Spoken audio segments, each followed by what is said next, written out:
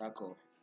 Je vous ai montré comment installer Kafka et comment le lancer en invite de commande. Donc, vous avez vu comment lancer Zookeeper en invite de commande, comment lancer Kafka en invite de commande.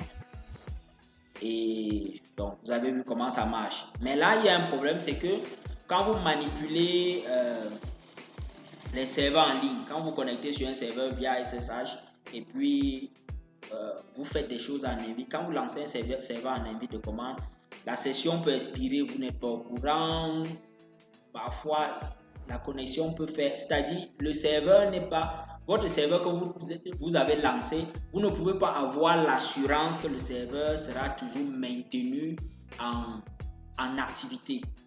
Donc c'est pour ça que pour maintenir généralement vos applications ou vos serveurs que vous avez déployés, pour les maintenir en activité, vous aurez besoin d'utiliser plutôt les services Linux. Donc à partir d'un service Linux, quand vous lancez votre application, cette application-là, donc le service Linux donc, a pour rôle, va tourner en background, a pour rôle donc, de maintenir votre application toujours en activité. Donc c'est pour ça que nous, on ne voudrait plus lancer nos serveurs Zookeeper, que ce soit Zookeeper, que ce soit le broker, on ne voudrait plus lancer ça directement en invite de commande. On veut lancer ça à partir des services Linux. Donc pour cela, nous allons créer donc un premier service Linux que nous allons appeler zookeeper.service. Donc nous avons zookeeper.service que nous avons créé. Bon, nous le créons dans quel répertoire? Nous allons le créer dans le répertoire systemd/system parce que c'est dans ce répertoire-là qu'on trouve les services Linux. Donc nous créons ce service dans ce répertoire. Et maintenant, nous allons donner la configuration.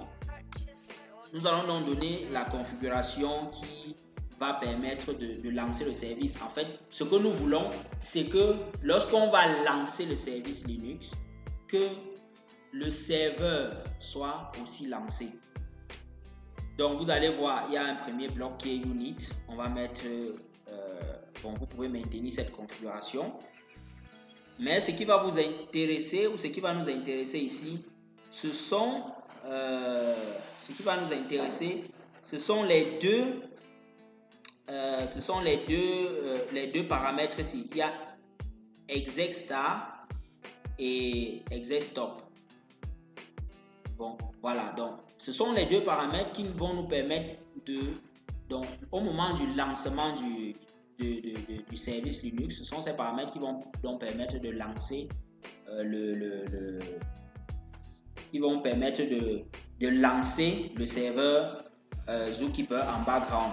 Donc c'est pour ça que vous avez vu, on a mis pour exec_start, on a précisé. Ici on précise, quand vous mettez exec_start, vous devez préciser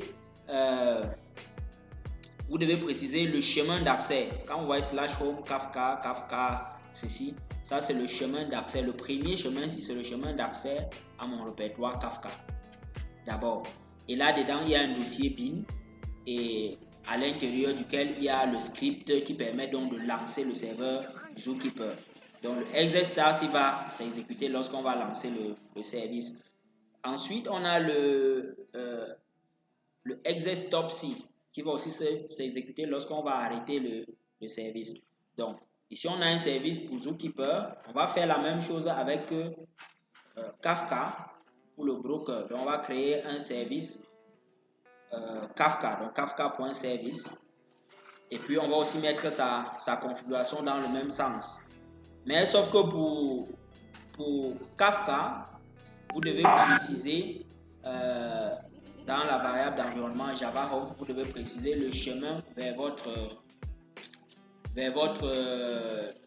comment je vais appeler, en tout cas, vers votre Java installé dans votre machine, vers Java installé dans votre machine. Donc, vous devez préciser cela. Donc, le reste, c'est pratiquement inchangé. Voilà. Maintenant, quand vous avez écrit ces deux fichiers, quand vous avez créé ces deux services, ce qu'il faut faire, vous devez relancer la commande, vous devez lancer la commande que vous voyez là, Diamond Load, pour recharger tous les services. Et maintenant, vous pouvez lancer le service Zookeeper en tapant la commande systemctl star Zookeeper. Vous pouvez par exemple, vous pouvez aussi lancer Kafka comme ceci. Donc vous voyez que ça devient beaucoup plus simple et beaucoup plus facile parce que là vous n'avez plus besoin de retenir la longue chaîne que j'ai montré tout à l'heure là. Mais si vous dites tout simplement systemctl star Kafka, le serveur Kafka est lancé. Maintenant, vous pouvez voir par exemple le statut de Kafka. Vous pouvez voir le statut si effectivement le statut du service, si effectivement le service est lancé ou si c'est pas lancé. Donc que ce soit pour Zookeeper, que ce soit pour Kafka, c'est la même chose.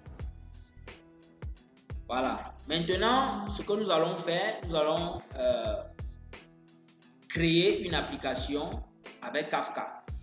Donc nous allons créer une application avec Kafka. On a montré comment on installe Kafka et comment le producer peut envoyer les messages et le consumer reçoit les messages. Bon, maintenant, nous allons voir comment on peut créer l'application, une application avec Kafka. Donc, l'application qu'on va créer ici, donc c'est un exemple que j'ai tiré. C'est un exemple que j'ai pris en ligne. Donc, l'application qu'on va créer ici, c'est l'application de... Donc, on va s'intéresser ici à la location des vélos. Bon, dans des pays un peu comme la France, en Europe, il y a des sites qui permettent donc de fournir ces données. C'est-à-dire des sites qui permettent de fournir des informations sur la disponibilité des vélos dans chaque station, des vélos qui sont disponibles, des vélos qui ne sont pas. Donc, il y a des sites qui permettent de fournir ces informations. Donc, c'est ce à quoi on va s'intéresser. Donc, on va afficher à chaque fois, ce qu'on va faire, c'est qu'on va afficher à chaque instant, on va afficher le nombre de vélos disponibles dans chaque station. Donc, c'est ce qu'on va faire. Donc, pour cela, nous allons commencer par les préliminaires. Les préliminaires, c'est que, en fait, le site que nous allons utiliser, le site qui nous fournit ces informations, qui nous fournit ces données, c'est le site dont le lien que vous voyez là, developer.jcde.com. Donc, c'est ce site-là qu'on va utiliser. Donc, pour cela, premièrement, nous allons aller sur ce site. Bon, vous pouvez aller sur ce site. Moi, je l'avais déjà fait. On peut aller sur ce site, créer un compte. Quand vous créez un compte, vous avez la possibilité d'avoir un API key. Donc, une clé d'API. Parce que c'est à partir donc de cette clé d'API que vous allez pouvoir demander les informations, que vous allez pouvoir récupérer les informations disponibles dans chaque station de vélo. Donc, pour tester, donc quand vous demandez, vous avez l'API key, pour tester si vous réussissez à récupérer les informations immédiatement sur votre console, dans votre console, vous pouvez taper la commande curl http:// et vous précisez l'API key. Donc, vous précisez la clé la clé d'API. Une fois que c'est précisé, bon, le Python tree-m JSON.tool que j'ai rajouté là, c'est tout simplement pour formater les données que vous allez recevoir sous forme JSON. Parce que si vous ne mettez pas le pipe que j'ai mis là, les données ne vont pas s'afficher sous forme JSON. Ça va tout simplement remplir votre console. Voilà. Donc, quand vous faites ce test, moi j'ai fait ce test, donc j'ai reçu le JSON, donc un grand JSON, c'est un long JSON, un grand fichier JSON, mais j'ai tout simplement pris quelques informations comme vous voyez là. Maintenant, l'attribut, le champ qui va nous intéresser ici, c'est le champ Available Bike Stands. Donc, Available Bike Stands, c'est donc le champ qui donne le nombre de vélos disponibles. Donc, c'est le champ qui donne le nombre de vélos disponibles. Et ce que nous, on va faire, c'est que on va faire donc des affichages. Donc, à chaque fois, donc, on va faire des appels à l'API. Et à chaque fois que la station, le nombre de vélos disponibles dans une station change, on affiche de nouveau le nombre de vélos. Voilà. Maintenant, qu'est-ce qu'il faut faire? Puisque nous savons déjà ce que nous pouvons faire, ce qu'il faut faire maintenant, puisqu'on a Kafka installé, ce qu'il faut faire, c'est de créer un producer et aussi de créer un consumer. Donc, on aura besoin de créer un producer et un consumer.